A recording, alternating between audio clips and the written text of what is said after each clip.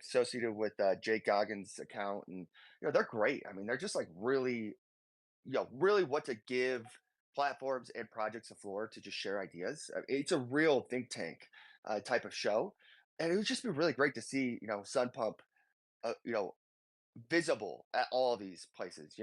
I think there tends to happen in projects where you kind of cross a threshold of importance, and it's not like a pride or arrogance thing. It's just you got 1,001 things going on, and it's really easy to forget the kind of the trench warfare that got you to where you were.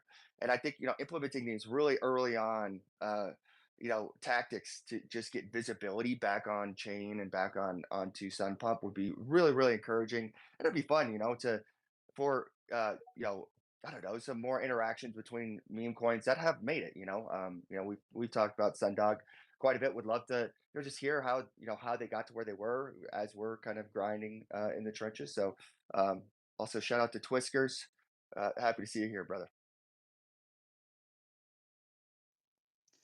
Yeah, I agree. I think I'm going to go a step back and look at what Justin Sun's doing first, right? Because he's sort of leading the culture when it comes to some of this stuff to appeal to the right kind of public.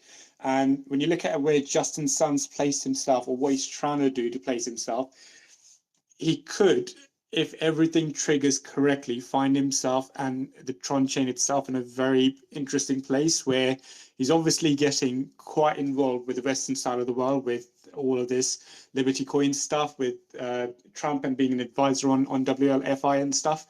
You're probably at some stage, there could be an expectation that the Chinese government and the Chinese heavy hitters will probably want to get more of the Tron attention as well. So if Justin Sun plays this quite well, he might find himself in a position where he's basically got both sides of the fence, like I think Tibor you just mentioned, not only from a clientele perspective of the Eastern and Western retail side, but also on the other side as well, where the big money is. So that'd be interesting to see how that plays out. But Justin's doing quite a lot in terms of with this banana stuff and all the other stuff he's doing currently to try and appeal to the right kind of clientele who are in this space. When you look at Fun Pump, I think what they ended up doing recently, and this is something Sun Pump hasn't done because Sun Pump's on the other side of the scale, Fun Pump basically pushed the barrier to a really extreme side of the space, essentially, to a point now. I think they've now just suspended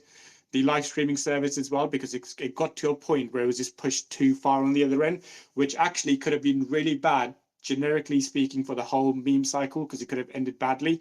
And suddenly it could have brought in a lot of crazy stamp downs to try and push all of this out. But we'll have to wait and see how that goes. Right now, they've suspended it.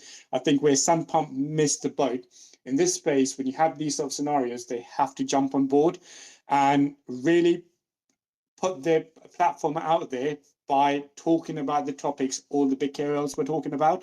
And I think Suncat just mentioned this, that there was so many big KOLs talking about the controversy when it comes to Fun Pump. And I don't think Sun Pump capitalized enough on that by talking to what they offer, which basically fixes some of the bits we're looking at with Fun Pump. And essentially, it would have been a great opportunity to bring a lot of KOLs on spaces to talk about what their concerns are and then what Sun Pump probably could do to fix a lot of that stuff or what it already does to fix a lot of that stuff. What if they do not follow some of the bits Justin Sun's trying to do for the ecosystem, and essentially, if we're being quite blunt, do a bit of the shit posting that's required within the industry, what you'll end up finding is developers will not come and build on the ecosystem, and there's no new tokens coming to the ecosystem because there's no liquidity. You're kind of just going to end up writing the outcome of the ecosystem naturally because there is not much happening. So when these things happen, when there's a bit of controversy, a lot of things getting pushed out on Twitter, it's a great chance for all the competitors such as Sunpump to gain a lot of market share. And I think they missed a bit of a trick with what's happened in the last week or so from my point of view. Yeah, I mean, I think you guys both hit it on the nail when it comes to the lack of action from some pump during a crisis like this. Like obviously, at the end of the day, these are products, these are applications, and at the end of the day, like the way that it's defined as success is the number of users, the number of transactions, right? So I think from a competitive standpoint, they had an edge where Pump kind of took it a little too far with the live streams. Obviously, it wasn't Pump Fun endorsing, these live streams, but the natural progression of what degens will do for money, the greed sort of came out, and it really went very far left or right, however you want to look at it. So I do believe that it was a missed opportunity. And another point that I want to mention is with Pump Fund, $350 million worth of Solana in fees. Don't get me wrong. I don't think they sold $350 million, but that is you know that is a lot of money in fees, and from what it looks like, they sold a majority of those fees, right? So even from a base case of how does Pump Fund use their revenue that is generated from the platform versus some pump, it's very different, right? Some pump uses a lot of those fees to buy back their Sun token, burn it. So there is some utility behind that. So I think when it comes to this past week, with all of the sort of controversy going on, some pump really could have taken advantage, whether it's hosting their own space, inviting other sort of KOLs or people that are familiar with Pump Fund, and have shown this sort of disinterest in how Pump Fund has sort of continued their ways when it comes to taking the revenue, doing the live streams, not really shutting it down as quickly as they should have. I do believe that that was a missed opportunity. But even moving forward, right? Like, what can they do? I think one important thing is kind of understanding the culture of memes, right? With Justin Sun, he has said it multiple times. He's in the trenches. He goes in these Telegram chats or Telegram group chats, and he sort of tries to understand what is going on behind the community. What are their needs? What do they like? What do they dislike? And I think with some pump, there has been some sort of disconnect from the audience that they want to try to attract versus whatever product or event or whatever they're putting out from their platform, right?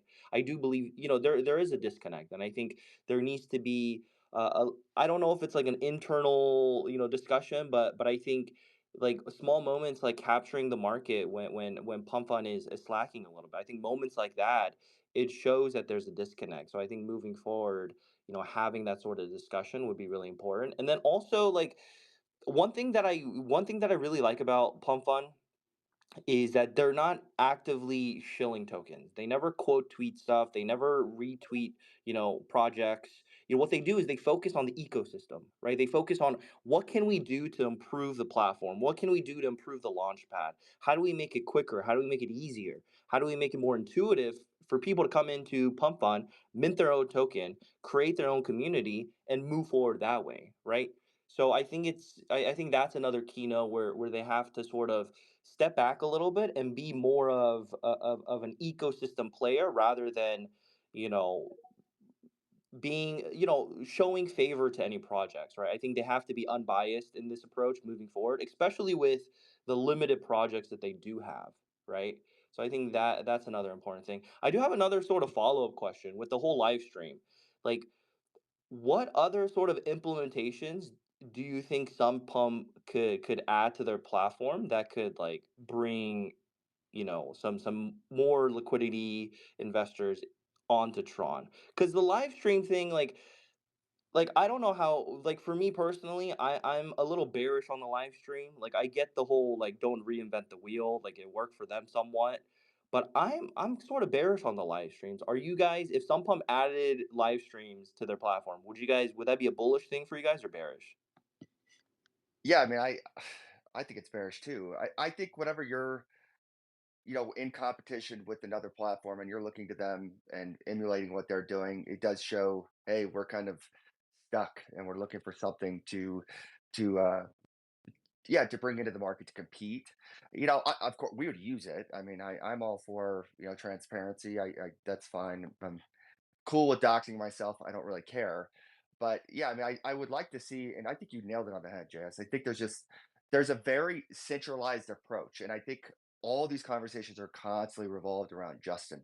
And I think that's where, Pump Fun has really nailed it. I mean, it is true DeFi. Like it can be anybody jumping on, making their own token. They don't care who on Solana is involved. Like they're just yeah, they're taking full advantage of an open free market. So with regards to like innovation and technology, I mean, that's just not my forte. So I'm sure Zappa's got something juicy. Yeah, I think there's just two parts to this, right? So from a perspective of live streaming, it's obvious it's not going to work because they've tried it with one of the biggest players and they failed with it, because the culture when it comes to memes is two things, right? When you break it down, number one is it's got to be fun, and number two, it's got to be easy. As soon as you get into a position where things aren't fun anymore, which is what happened with the live stream stuff, because it started to get really dark with some of the stories we were obviously all looking at, then it doesn't really get us in a position where it's something we